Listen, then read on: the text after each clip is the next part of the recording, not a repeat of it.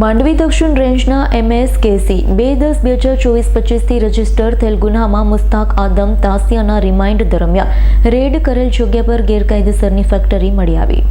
માંડવી દક્ષિણ રેન્જના 2 નંબરમાં MSKC 2/10/2024થી 14/6/2024ના બનેલા ગુનામાં ગેરકાયદેસર ખેર લાકડા પ્રકરણમાં મોટો રોલ ધરાવતો અને નાસ્તો ફરતો આરોપી મુસ્તાક આદમ તાસિયાને નામ ગુજરાત હાઈકોર્ટમાં આગોતરા જામીન અરજી દાખલ કરેલ.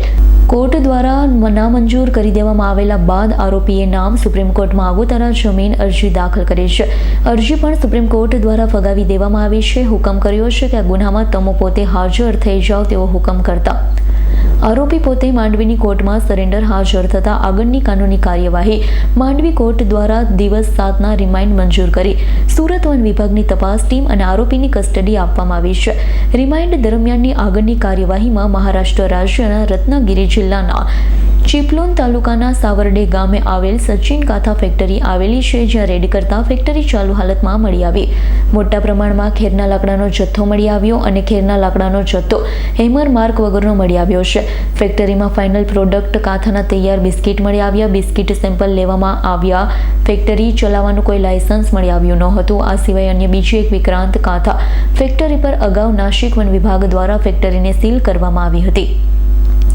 સુરત વન વિભાગના સ્ટાફ દ્વારા બીજી વાર રેડ કરતા ફેક્ટરીમાં ખેરના લાકડાનો જથ્થો મળી આવ્યો. ફેક્ટરી પણ લાયસન્સ પરવાના વગરની ગેરકાયદેસર ફેક્ટરી મળી આવી હોય. રેડ દરમિયાન તપાસ ટીમ દ્વારા ધોરણસરની કાર્યવાહી કરવામાં આવી. હરિયાણા રાજ્યની 2 કાથા ફેક્ટરીમાં ખેરના લાકડા સપ્લાય કરતો હતો. આ 4 કાથા ફેક્ટરીના માલિકોને નોટિસ આપી તપાસમાં હાજર થવા જણાવ્યું છે. રિમાન્ડ બાદ મુસ્તાક આદમ તાસિયાને 8/1/2025ના રોજ માંડવી કોર્ટમાં રજૂ કરતા જામીન અરજી પર બંને પક્ષોની દલીલ સાંભળી આજરોજ તારીખ 10/1/2025ના રોજ જામીન અરજી નામંજૂર રદ કરી મુસ્તાક આદમ તાસિયાને સુરત લાજપોર જેલ હવાલે કર્યો. જીતેન્દ્ર સોલંકીનો રિપોર્ટ S9 ન્યૂઝ માંડવી. અમારી તમામ માહિતીથી અપડેટ રહેવા માટે જોડાયેલા રહો S9 ન્યૂઝ સાથે.